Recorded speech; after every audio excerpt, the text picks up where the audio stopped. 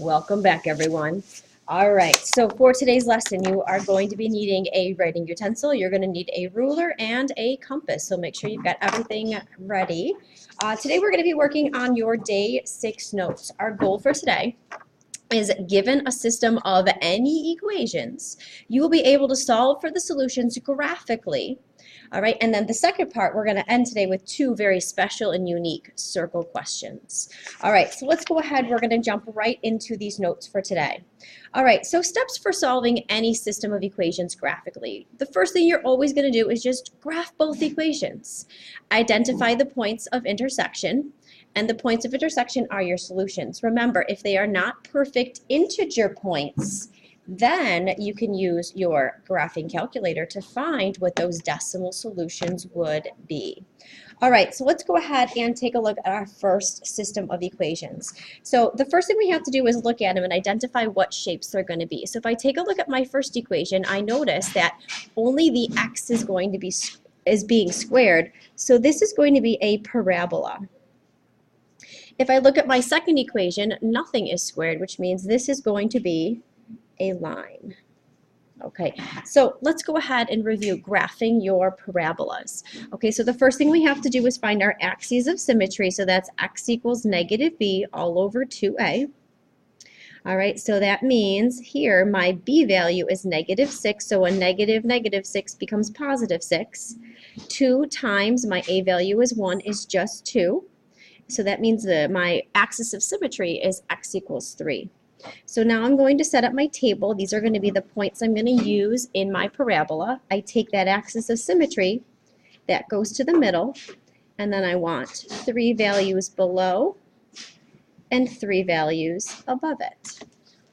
Now to find what those points are, we're going to go to our calculator, go to y equals, and we're going to type it in. So x squared minus 6x plus 6.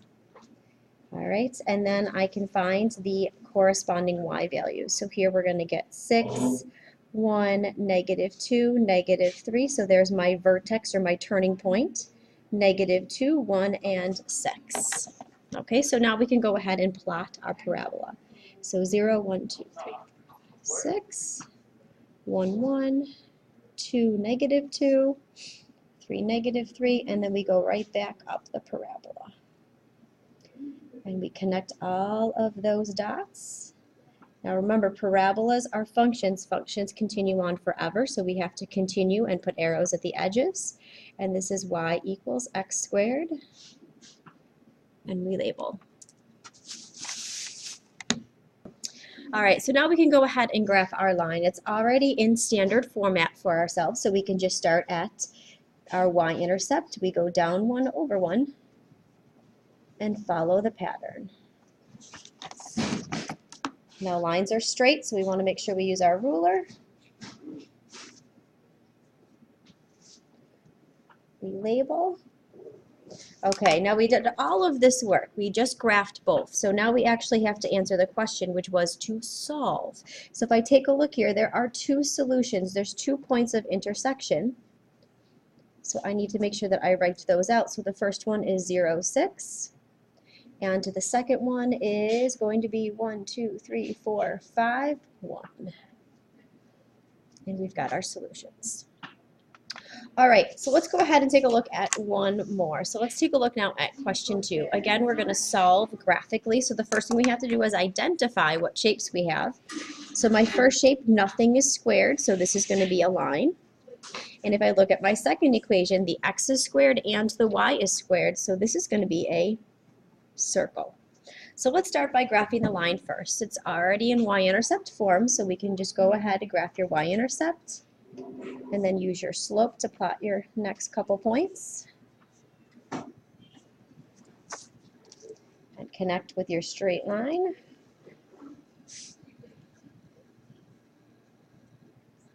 All right, and then next up for the circle, remember for a circle, yesterday's lesson, there's 2 important things you need: the center and the radius. So here our center is going to be 3, negative 1, you change the signs, and the radius, you take the square root of what it's equal to. So our radius here would be 4. So let's go ahead, plot that center over 1, 2, 3, down 1. And then we can use our guide points. So there's 1, 1, 2, 3, 4, 4, 1, 2, 3, and 4. Okay, so now we're going to go ahead and use your compass, and we can connect those 4 points.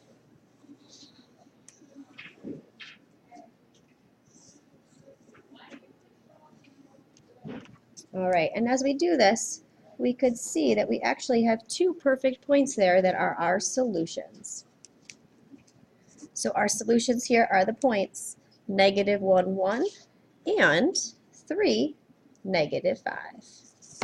All right, so let's go ahead. We're going to flip the page over. There's one more system that I'd like you to try, and I'm going to have you go ahead and pause the video right now. I'd like you to try this one on your own. I'm going to let you know that you're going to have to use your calculator to find your solutions, and we'll regroup in, let's say, about 4 or 5 minutes.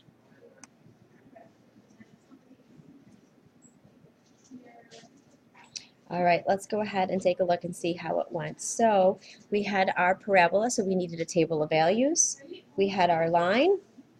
We went ahead, we had to graph both of those, and we found that our solutions were not perfect integer values.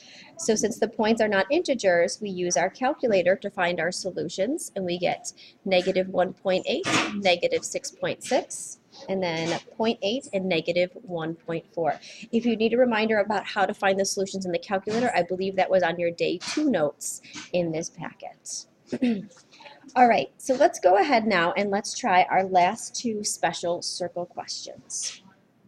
All right, so we're going to kind of regroup what we did way back at the beginning of the school year in Unit 3, which was our rigid motions, and we're going to combine them with our circles.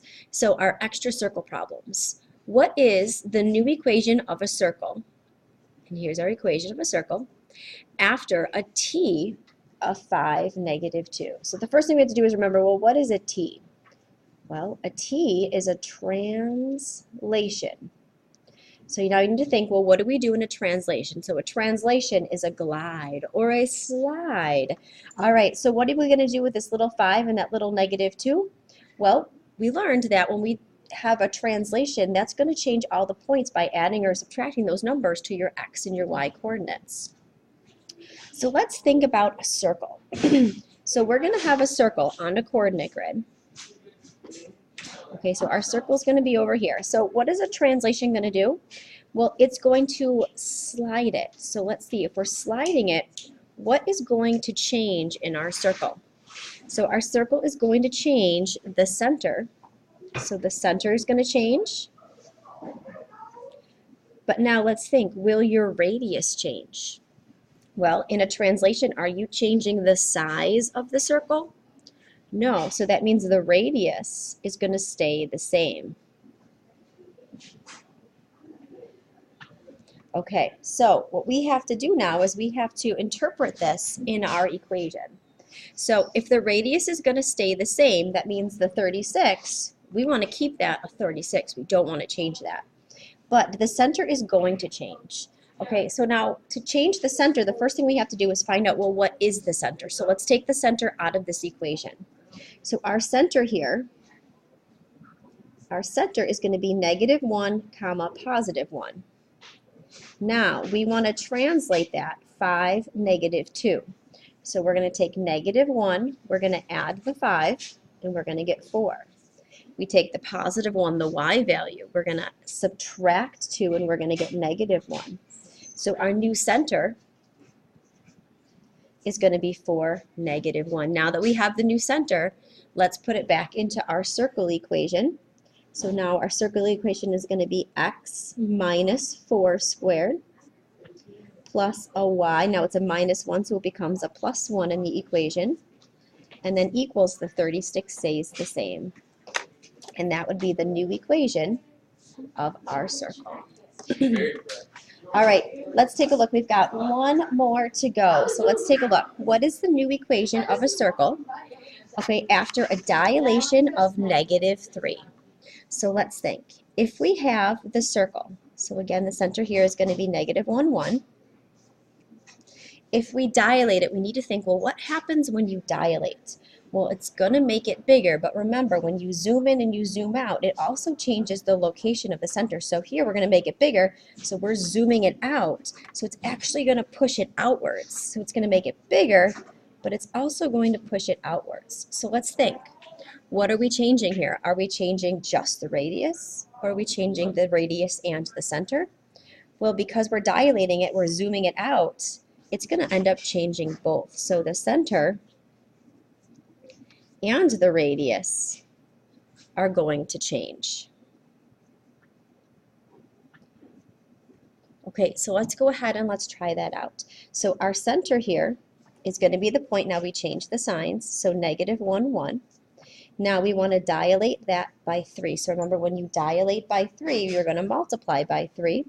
So that gives us negative 3, 3. Now, be careful here. What is the radius of this circle? Well, if it's equal to 36, the radius is the square root of 36, which is 6. And now you want to dilate the 6 by 3, so 6 times 3 is 18. Your new radius is going to be 18. So now we can put it all back together and create our new circle. X plus 3 squared plus a y minus 3 squared equals, let's take a look, and 18 squared we get 324, and that's going to be your new dilated equation of a circle. Everything is 3 times as large. Okay, what I'm going to have you do right now is pause the video one more time, and I would like you to try the practice worksheet. So that's going to be questions 1 through 6. Let's go ahead and give you maybe about 7 or 8 minutes, and then you can come back and we'll show you the answers. So go ahead and pause the video.